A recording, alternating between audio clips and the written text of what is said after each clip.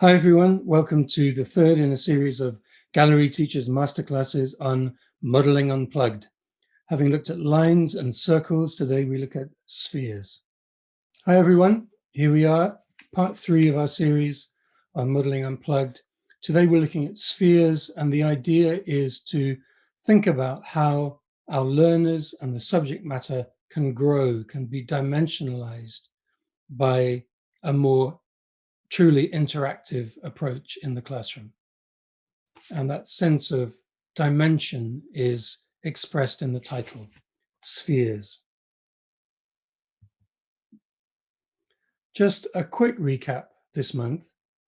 In our first session, I proposed looking at classroom interaction as being a blend of linear and non-linear teaching and learning. So in most teaching environments, there's a top-down syllabus which we have to deliver, for want of a better word. That means that we have to plan our lessons in advance. Very often we need to show those plans to our line managers. It doesn't allow for a great deal of flexibility in terms of how we time our lessons. Now, teaching Unplugged, which I've been training on for 10 years now, is all about a more bottom-up approach where content is drawn from the lives and the interests of the learners, and where language needs emerge from classroom interaction. That means that rather than planning everything in minute detail, we need to map what has happened during a class so that we can decide how best to revisit, if necessary, teach and revise the emergent language. And in order to do this effectively, our timings need to be flexible. So I'm not proposing that we completely get rid of the linear syllabus. It's not usually in our hands to do that. It's not our decision. Instead, I'm proposing that we blend the linear syllabus, the curriculum, the exam, and the exams with a true attention to what can happen when we listen to our learners, when we attend to their interests and their language needs. I'm not talking about what used to be called dogma moments. Moments aren't enough. I'd like to see this applied pretty much 50-50. So if half our time is devoted to the syllabus, then half our time is devoted to our learners, to put it simply. In our second session, we talked about what this means in terms of attending to language needs and preparing learners for what I call complex language events, the kind of unpredictable things that happen outside the classroom when people are speaking English with potentially other learners, with learners from other countries in new contexts, often very demanding contexts, such as work. One reason I believe so strongly in the need for half our time in the classroom to be devoted to a more spontaneous kind of interaction with the learners is that if spontaneity, if natural language use is squeezed into the last few minutes of a class or only happens momentarily, then we're simply not preparing them for life outside the classroom. We're not really doing our jobs as teachers. And the analogy that we used last month was that it's okay to learn how to drive in a very controlled environment, like the empty car park that I used to visit with my father when I was learning to drive many years ago. But it's quite another thing to drive in traffic and to have to make quick decisions, often based not just on the layout of the roads, which can surprise us if we don't know the road, but also on the actions of other drivers. In other words, we have to get out onto the road, and that's where being with a driving instructor comes into play. And we have to get used to the kind of dynamics of dealing not just with the controls in the car as we learn how to use them, but also with the actions of other people and the sometimes unpredictable layout of our roads on our journey. It's essential, in other words. And my fear is that if we don't blend linear and non-linear teaching and learning in the classroom in a principled way, allowing at least half our classroom time to be taken up with emergent language needs and the lives of the learners, we're not going to be preparing them. They're not going to be ready for those complex language events outside the classroom. And there was a nice contribution on the forum on Gallery Teachers, which you can still read, from an educator called Emily.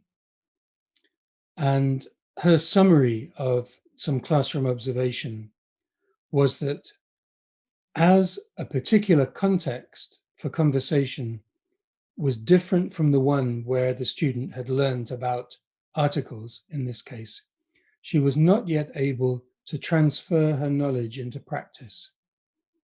That's the key line for me. She was not yet able to transfer her knowledge into practice.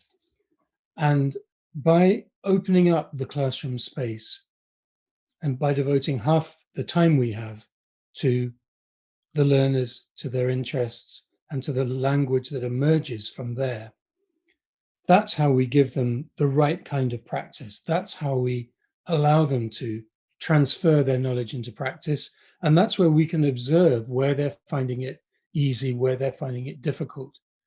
That's where we can help them in the next lesson by coming back and saying, look, when we went out onto the road, that's my analogy, I wouldn't say that in the classroom, these are the kind of things that we encountered. This is what you did great. Look at these fantastic examples of language use that emerged. And these are some of the things that we found more difficult. Let's maybe revisit the form. Let's do some quite conventional, traditional drilling and substitution activities, gap fill activities, to allow students to practice that. Transferring knowledge into practice.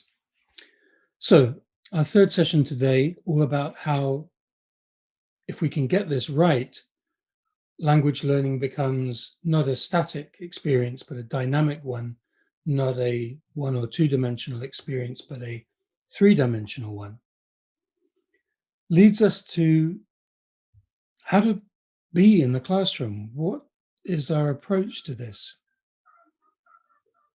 If for half our time we're not following the linear syllabus and we can't plan for everything that comes up, even if we plan tasks and think about the kind of language that might emerge, we can't cover every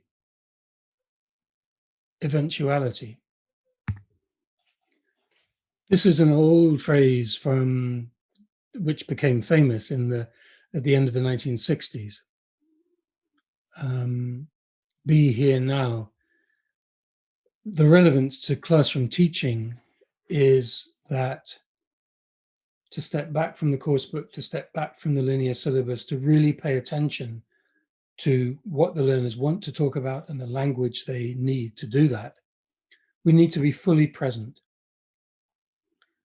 We need to be here now. We need to stop thinking in terms of exact timings of even what the outcome of this interaction is going to be. Let's focus on what emerges and then maybe see what the outcome was once it's happened, or determine an outcome for a subsequent lesson. It's a very different approach. It means that we're not controlling everything that happens, but it doesn't mean that we're not in control of the experience. We're present in a different way, and the control becomes our attention, the nature of the attention that we give to the people in the room. And I think we're familiar with reading think pieces, opinion pieces in magazines and the press about how the nature of modern attention is being fractured by especially social media.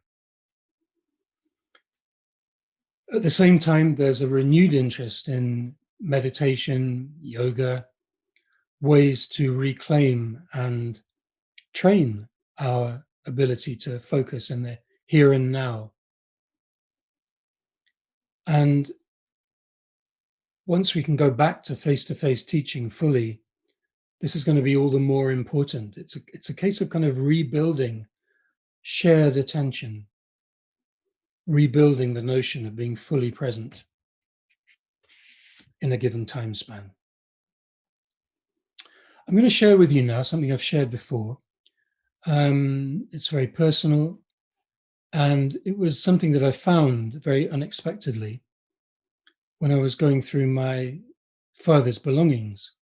So what you see here is a notebook that my father dated January 1946, and he also wrote where he was, which was Saigon in Vietnam, now Ho Chi Minh City. Now, I found this after he'd passed. I had no idea he'd been to Vietnam, although I know why he was there. It was the end of the Second World War, and I knew that he'd been posted to Burma. And what I found when I opened this diary or notebook was amazing to me. On the first page, he lists French verbs starting as if he was going to go from A to Z. So in alphabetical order, on the first page of this notebook, which it turns out was a language learning notebook, he lists a bunch of French verbs beginning with A, beginning with B. A classic linear approach, if you like, one way to organize language, doesn't necessarily reflect the way we experience it, but it's one way to learn.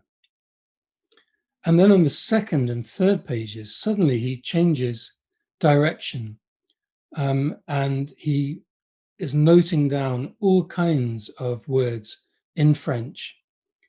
Some of them are verbs, some of them are nouns, some of them are adjectives. Looking at the illustration on the right, I can see that a great many of them turn out to be verbs, interestingly. And then he's written the English language translation next to them.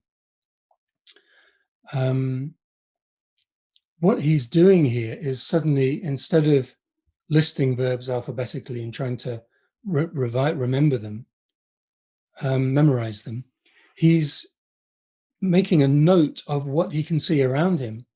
And from the context of these words, I can tell that he's trying urgently to communicate and to understand.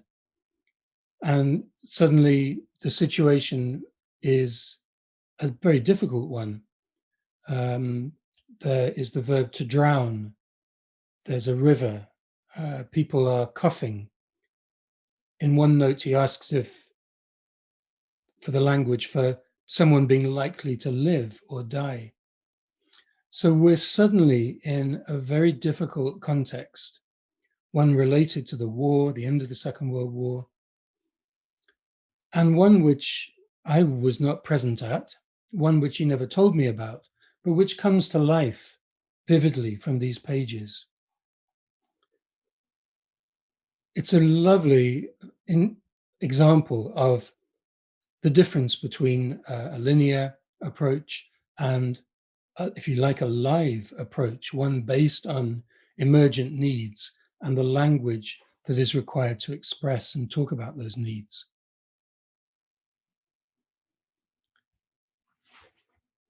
I can imagine the situation here. It wasn't my context, it was his. But I would imagine that these words in French became much more memorable to him, that the recall level was higher because the context was real and the need to use that language was real. And this is one of the benefits of working from context, of working with what people want to talk about in the given moment. And by being there, by being present to attend to it, to engage with it, to note down the emergent language, it captures a context, it captures a real context, and it makes it more likely that students are going to remember what those words meant because they have a context to refer them to. They have a context to relate them to, a real life situation. So that's something that's very powerful. I want to return to our role as teachers. As I said at the start of this session, I would love for a blend of linear and non-linear teaching to be 50-50 in terms of time. If you're stepping back from the course book, if you're being present and attending to learner needs, noting the language that comes out of it, it's a very different way of teaching. It's a very different way of being a teacher, as Scott wrote in our book, Teaching Unplugged. And I think it can make people nervous. A long time ago, when explorers started to set out from Europe to explore what they called the New World, they were afraid for a time that they would fall off the map because they thought the world was flat. It might have been better if some of those explorers had fallen off the map. But it turned out, of course, that the world is round, and that they could go as far as they wanted. We needn't worry about falling off the syllabus. It's another analogy, but if we're teaching in a linear way, we know what's coming pretty much. It's also closely related by the coursebook, probably, to what has already been taught. Everything is ordered, and we can rely at least on our ability as teachers to teach it, even if we can't be certain that it's going to be learned effectively.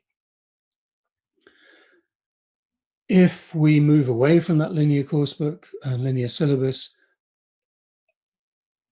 where are we? What are we left with? Are there going to be types of language we've never encountered? Is the language going to be completely new to us? And the answer I would suggest is no. There's a limit to the language forms in English. English grammar is actually quite a small body of knowledge, which we emphasize too much in the curriculum, in my view. English vocabulary is much wider, and that is often what causes learners to plateau at intermediate level. But we needn't worry as teachers that if we go off piste, if we leave that linear route, that we're going to kind of fall into a space which we simply don't know. We're going to encounter different language forms than the ones in the book. They might be ones that we've looked at before. There might be ones that are due to be covered in the syllabus or curriculum at a later date. But we'll still know what we're dealing with. And as with the world itself, there'll be a point of return. Unlike the galaxies or the universe, grammar in particular is not limitless, and sooner or later we'll encounter whatever forms students are trying to use, and we can come back to where we started.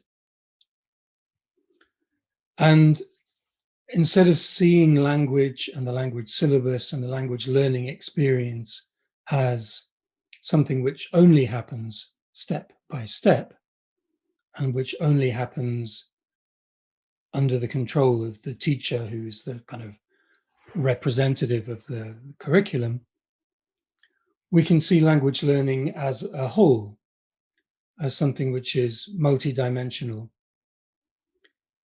and which can potentially involve moving from a limited set of exponents or a particular language form to other exponents, to more complex forms, or indeed less complex ones that students haven't yet mastered. In other words, it becomes a process of almost practicing as much as possible, communicating, using language in a real way, coming up against barriers, finding out how to negotiate that. I believe I used the word holistic in the description for this session. And I summarized it like this. I said that unplugged teaching starts with listening. By paying real attention to what students want to talk about, we take a more holistic approach to language teaching and learning. I also said that in this third session, we'll complete our journey from linear planning to holistic practice. In reality, that journey doesn't happen in 3 sessions. Of course, it happens over a much longer period of time. And it's an ongoing journey. What happens to us as people when we listen and when we're listened to? What difference does it make to be in a dynamic learning environment that can give students a voice to tell their story in their words? When I shared those pages from my father's language learning notebook, that was an example of the context coming to life and, in a sense, of a story being told, a story that can be pieced together from the language that he needed to note down all those years ago. I want to return to the idea of how we cope, if you like, how we manage the idea of emergent language. I've said that we're not going to fall off the syllabus.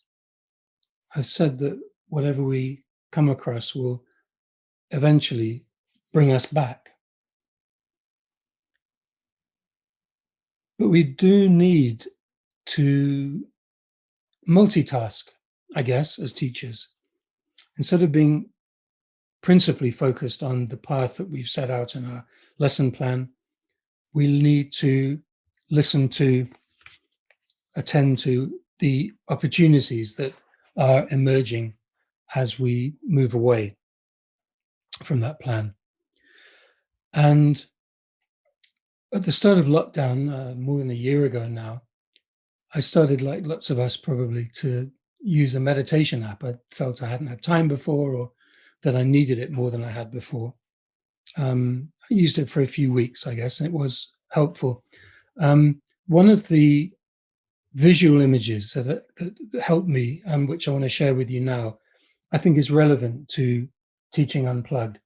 It's the idea that it's about how we feel and how we cope when there is multiple stimulus, when what's happening in the classroom doesn't just reflect what's been planned, but what's coming out of conversation. What's coming out of conversation, as we discussed a month ago, from students with potentially spiky profiles, different levels of English.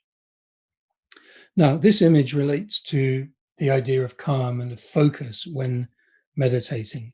I'm not very good at meditating, but I like this image. It stayed with me.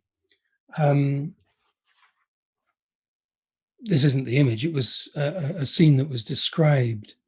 But the idea was that if you were looking out over a broad landscape with many things, and here we can see a safari park in Kenya, I believe, in East Africa. And you can see there's all sorts of things that we could focus on there. If you imagine this as a live scene with all those animals and the vehicle and the light, everything moving around. We need as teachers to be prepared to be enthusiastic about choosing something to focus on while being aware of the other things that are happening around us.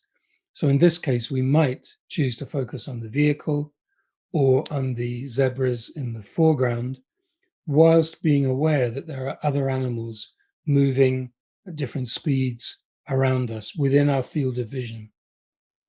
And I like that idea that we can focus on something whilst also being aware of other things that are in our field of vision. We do it all the time unconsciously as teachers because we work in a dynamic environment. But I guess the idea here is to focus on it more consciously, to train ourselves to be able to focus on something whilst listening to other things that are happening, while attending visually to how students are participating, to their facial expression, their body language, not just their language output. Focusing on something whilst being aware of the movement around us, I think, is critical if we're going to do this effectively. One of the beautiful things about teaching Unplugged, about the time that we spend with learners that is their time, that is open to their experiences, is that they grow into the classroom as people. They stop being somebody with an intermediate level of English, and they become the person that they describe. Once they know that they can talk about their lives, they'll do it. It's up to them how personal it is. It's up to them what they share, but it's a natural human thing to want to talk. And if you encourage people in the right way, then you almost see them growing in front of your eyes. When I was a kid, and I don't believe make these things, they're certainly not available in the UK anymore. And the images that I found are all from the 50s. It's a Japanese product called water flowers, and we still have these in the 70s in the UK. And they came in little shells, and you put them in a glass of water, and these very beautiful paper flowers would grow out of the shell and float in the water like a kind of underwater garden. And that's what I think happens when we really listen to people, really talk to them. They come out of their shell, literally. They grow before our eyes, and all kinds of other possibilities in terms of what we can talk about, how we talk about it, comes to life. We see more dimensions of that person,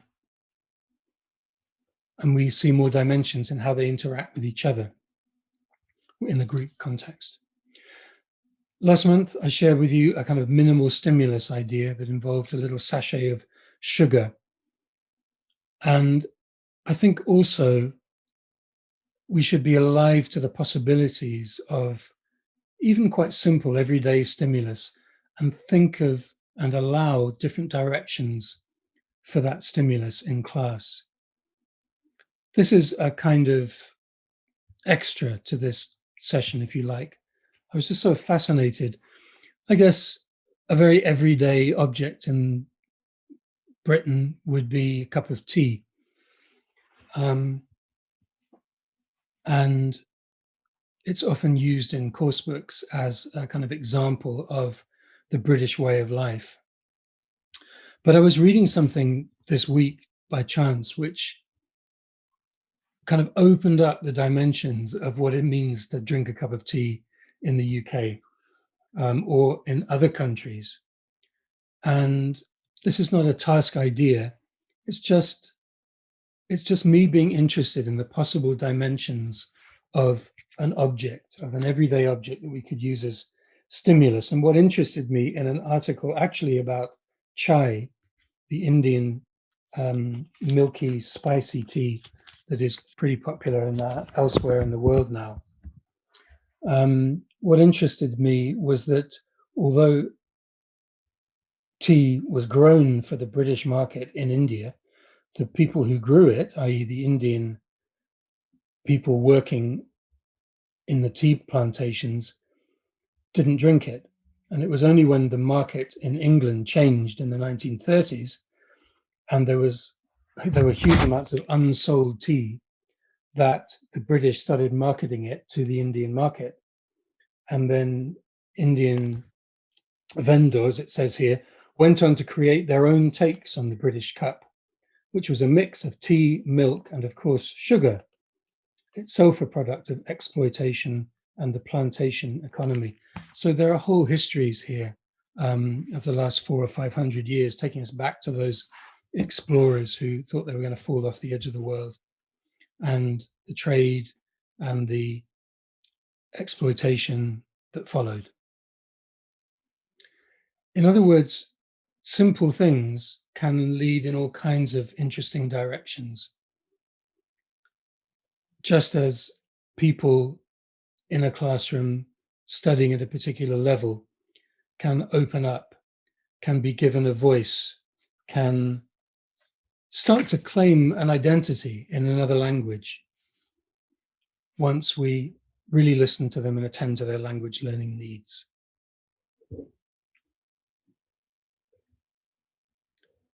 That's what I'd call the holistic side of education. I've got a quote to share with you now. It's from the article that I shared at the end of the last session. It's from a website called INFED. It stands for Informal Education, INFED, INFED.org. And it talks about the idea of holistic education.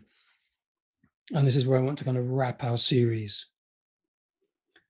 It mentions educators whose names might be more familiar to us sometimes in their work, people like Pestalozzi, Montessori, Steiner, people like John Dewey, whose ideas we might be more familiar with. And the article, which is called A Brief Introduction to Holistic Education, points out that all these educators, among others, insisted that education should be understood as the art of cultivating the moral, emotional, physical, psychological, and spiritual dimensions of the developing child. And that idea of dimensions again. During the 1970s, it continues, an emerging body of literature in science, philosophy, and cultural history provided an overarching concept to describe this way of understanding education, a perspective known as holism. A holistic way of thinking seeks to encompass and integrate multiple layers of meaning and experience rather than defining human possibilities narrowly. Every child, it goes on to say, is more than a future employee. Every person's intelligence and abilities are far more complex than his or her scores on standardized tests. So a holistic way of teaching, a holistic approach to education is all about the whole person, and that includes their voice, their identity, their history, and the context that they find themselves in. So at the end of our 3-session journey, we started with something a bit like that map at the top left, and we've ended with something more multidimensional, exploring those possibilities. I hope you've enjoyed the sessions, and I hope you'll consider the possibility of extending the unplanned, the unplugged time in your classrooms and just seeing what can be learned from there by yourself as a teacher in terms of your professional development, by your learners in terms of experiencing language in a freer way, in a way that more closely represents how they're going to experience language outside the classroom. And I hope you'll find that it can be blended successfully with a linear syllabus. It's not an easy thing to do, but I believe that it's a necessary thing to do and deeply rewarding for all of us. Don't forget that there are useful websites for ELT resources at the Gallery Teachers website. Get involved there. It's going to be a great help in terms of your personal development. There are libraries of workshops to revisit, all sorts of resources that will help you on your own journey.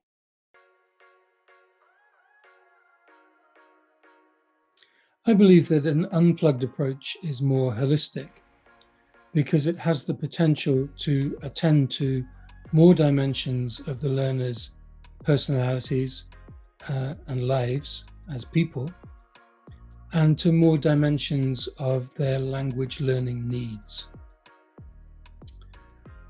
I believe it's based on paying attention to who they are and what they want to talk about first, and then helping them to draw out the language they need to do that second.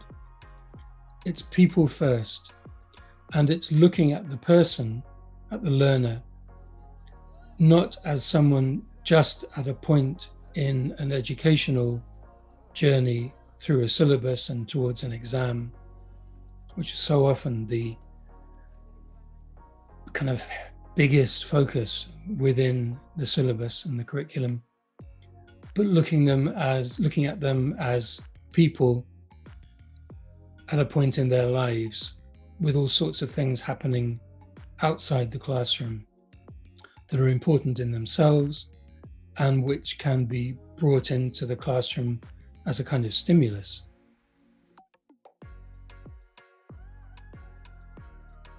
I think for a teacher to be present in the classroom, or to be fully present, because we're always physically present,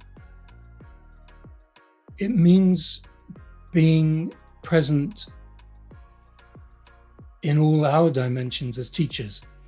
So not just physically there and kind of organizing, in some cases almost administrating the coursework, taking people through the lesson plan and the syllabus.